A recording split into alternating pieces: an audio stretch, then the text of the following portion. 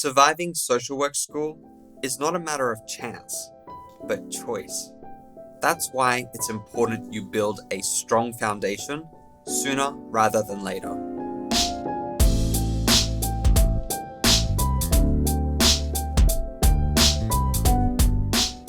What's your number one priority?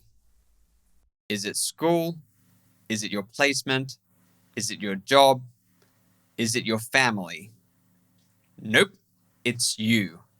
If you don't take care of yourself, you can't take care of any of the other things I just mentioned. I was fortunate enough to have learned some self-care basics growing up. But that doesn't mean I've always been the best at following them. Not all of us will be familiar with these basics, and even if we are, we may still have some knowledge gaps. For example, I didn't always know about sleep hygiene. That's why today I'm going to start by covering these fundamentals. Eating well. We always need to get plenty of fresh plant-based nutrition. As social work students, we will often be busy and may find ourselves relying on takeout. But we can avoid this by meal planning and cooking in batches. Getting sleep. While it's not always possible, we should strive to go to bed and get up at the same time each day. This is one part of practicing good sleep hygiene. Ideally, we want to get 7 to 9 hours of sleep. Exercising daily. We should all aim for 30 minutes of sweat-breaking exercise every single day. If you're short on time, consider doing a YouTube aerobic class. Failing that, try for a 20-minute walk around the block. Staying social.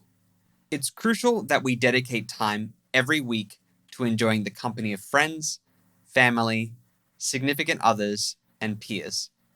It's all too easy otherwise to find ourselves caught up in an endless cycle of study. Limiting intake. Sure, caffeine can help us shake off tiredness, and alcohol may help ease stress. But taken in excess, they may do us more harm than good. The same can be said of highly processed foods. When we're strapped for time or low on funds, it's all too easy to reach for a packet of chips or a can of soft drink. If you can, stock your pantry and bedroom with healthy snacks to help you resist the urge to splurge on junk food.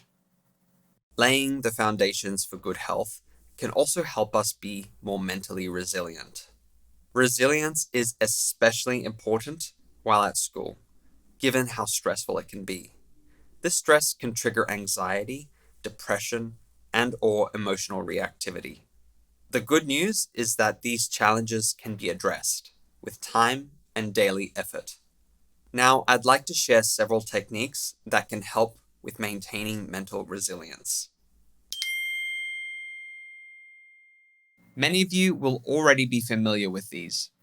They are meditation, which can be either guided or self-guided, breathwork such as the 4-7-8 technique, grounding exercises like body scans, yoga, which these days can be done from the comfort of your home thanks to YouTube, gratitude, such as keeping a daily journal and writing down 5 things you're grateful for, affirmations, which can be done with prompt cards, prayer, if you are spiritual or religious, learning about the source of your challenge through psychoeducation, and therapy, which may be accessed for free through your school as part of student services. Experiencing anxiety while attending school is perfectly normal. Taken to the extreme, however, it can be crippling. You may find understanding the mechanics of anxiety helpful. Anxiety typically involves overestimating a threat and underestimating your safety and ability to cope. Knowing this is one thing, but dealing with it is another thing altogether. For this reason, I would recommend going back to the 5 fundamentals of good health. Are you following all of them? Secondly, could exploring one or more of the resilience practices I've suggested help? Thirdly, Know that you don't have to suffer in silence. Please, seek support, whether from your family, your friends, school, or mental health services. Earlier, I mentioned psychoeducation. Here are some of the books I would recommend. The Anxiety and Worry Workbook by David A. Clark and Aaron T. Beck contain worksheets that can help you with addressing your anxiety using cognitive behavioral therapy. You may also find The Happiness Trap by Russ Harris helpful. This book offers exercises that harness some very useful acceptance and commitment therapy skills. Feeling Good and When Panic Attacks by David D. Burns draw upon CBT to teach readers how to overcome depression and anxiety. If you're interested in exploring mindfulness and applying some of the principles to your life, there are 3 additional books you might enjoy reading. Full Catastrophe Living by John Kabat-Zinn, The Places That Scare You, and When Things Fall Apart by Pema Chodron. Imposter syndrome, you could say, is a rite of passage on the journey to becoming a competent social worker. Something that really helped put my mind at ease were a couple of lines I stumbled across in a book titled Cognitive Behavioral Therapy.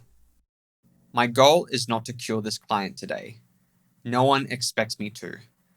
My goal is to establish a good relationship, to inspire hope, to identify what's really important to the client, and perhaps to figure out a step the client can take this week toward achieving his or her goals.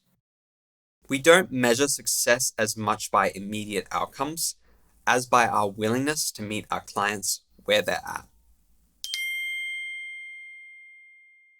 All of these tips and more are available in my free guide to surviving and thriving in social work school. Just check the links below. If you found anything I've shared today useful, let me know in the comments.